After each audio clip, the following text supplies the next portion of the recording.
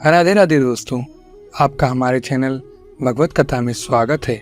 हम आपको एक कहानी सुनाने जा रहे हैं, ठाकुर जी और एक लड़की की अनोखी कहानी। एक लड़की थी जो भगवान श्री कृष्ण की अनन्य भक्त थी और वह वृंदावन के पास में ही रहती थी। बचपन से ही कृष्ण भगवान का भजन करती थी, भक्ति करती थी। भक्ति करते करते बड़ी हो गई। भगवान श्री कृष्ण की कृपा से उसका विवाह भी श्री धाम वृंदावन में किसी अच्छे घर परिवार में हुआ। विवाह होकर पहली बार वृंदावन गई, पर नई दुल्हन होने के कारण वृंदावन में कहीं जा न सकी और थोड़े दिनों बाद वापस अपने मैके चली आई। और वह दिन भी आया जब उसका पति उसे लेने उसके मैके आया। अपने पति के साथ वह फिर वृंदावन पहुंच गई। पहुंचते पहुंचते उसने शाम हो गई। उस लड़की का पति वृंदावन में यमुना किनारे रुककर अपनी पत्नी से कहने लगा, सुनो प्रिय, शाम का समय है, मैं यमुना जी में स्नान करके अभी आता हूँ। तुम इस पेड़ के नीचे बैठ जाओ और सामान की देख रेख करना, मैं थोड़ा ही समय में आ जाऊंगा। यही सामने ही हूँ, कुछ लगे तो मुझे आवाज दे देना।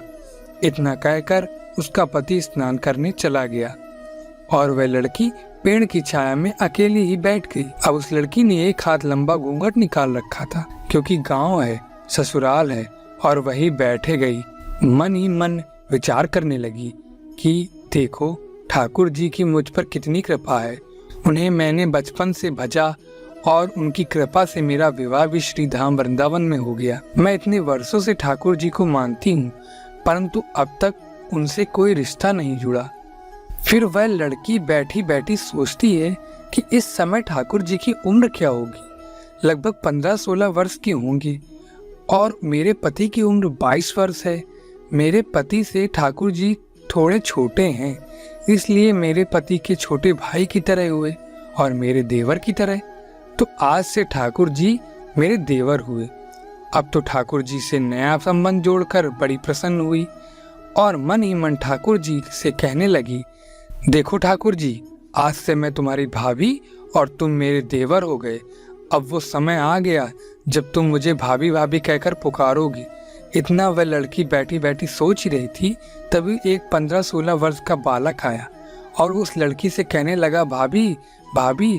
लड़की अचानक अपने भाव से बाहर आई और सोचने लगी, वृंदावन में तो मैं नहीं हूँ, ये भाभी भाभी कहकर कौन बुला रहा है।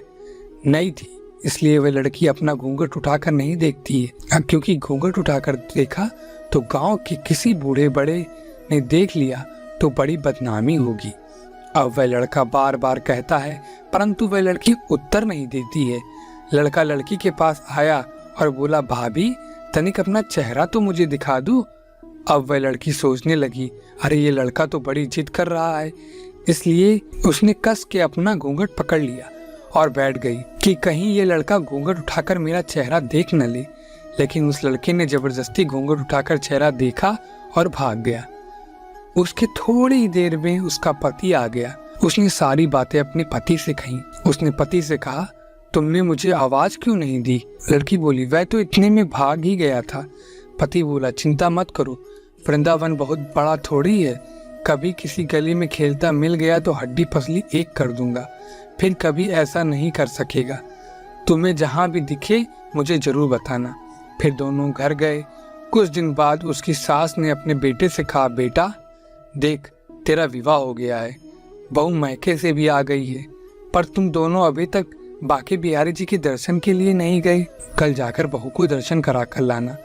अब अगले दिन दोनों पति पत्नी ठाकुर जी के दर्शन के लिए मंदिर जाते ही मंदिर में बहुत भीड़ थी। लड़का कहने लगा, देखो तुम औरत के साथ आगे जाकर दर्शन करो, मैं भी आता हूँ। अब वह आगे गई, पर उसने अपना घूंघट नहीं उठाया। उसे डर लगता है कि कहीं कोई बड़ा बूढ़ा देखेगा तो कहेगा, नहीं बहू घूंघट के बिना घूम रही है। बहुत देर हो गई। पीछे से पति ने आकर कहा, अरे सुनो प्रिय, बिहारी जी तुम्हारे सामने हैं, तो अपना घूंघट क्यों नहीं उठा रही हूँ। तो अपना घूंघट क्यों नहीं उठाओगी। तो अपना घूंघट नहीं उठाओगी तो बिहारी जी के दर्शन कैसे करोगी। अब उसने अपना घूंघट उठाया और घूंघट उठाकर बांके बिहारी जी के ओर देखा तो बांके बिहारी जी की जगह पर वही लड़का मुस्कुराते हुए दिखा। तो वह लड़की आश्चर्यचकित होकर एकदम से चिल्लाने लगी, सुनिए जल्दी आइए, सुनिए जल्दी आओ, जल्दी आओ। उसका पति पीछे से भागा भागा आया और बोला, क्या हुआ?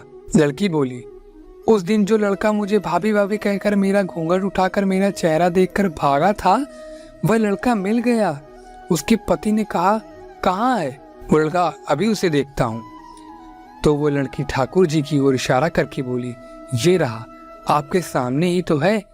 उसके पति ने जो देखा तो वह आश्चर्यचकित रह गया और बोला, तुम धन्य हो, वास्तव में तुम्हारा हृदय में ठाकुर जी के प्रति सच्चा प्रेम है। मैं इतने वर्षों से ही वृंदावन में रहता हूँ, परंतु मुझे आज तक इनके दर्शन नहीं हुए, और तुम्हारा भाव इतना ऊंचा और सच्चा है कि बिहारी जी ने तुम्हें साक्षात दर्शन दिए। उसके पति ने कहा, तुम्हारे जैसी पत्नी पाकर मैं धन्य हो गया। तो दोस्तों, कहने का मतलब ये है कि अगर हमारा भाव अच्छा है तो हमें भगवान स्वयं दर्शन देते हैं, परंतु अगर हमारा भाव अच्छा नहीं है और हम ऐसे ही मंदिर जाते हैं तो हमें भगवान दर्शन नहीं देते हैं। तो दोस्तों, आशा करता हूँ कि आपको ये वीडियो पसंद आया होगा, और अगर वीडियो पसंद आया है तो वीडियो को लाइक करें, हमारे चैनल को सब्सक्राइब करें, और हाँ, अपने दोस्तों के साथ शेयर जरूर करें, और कमेंट बॉक्स में राधे राधे लिखना ना भूलें। धन्यवाद।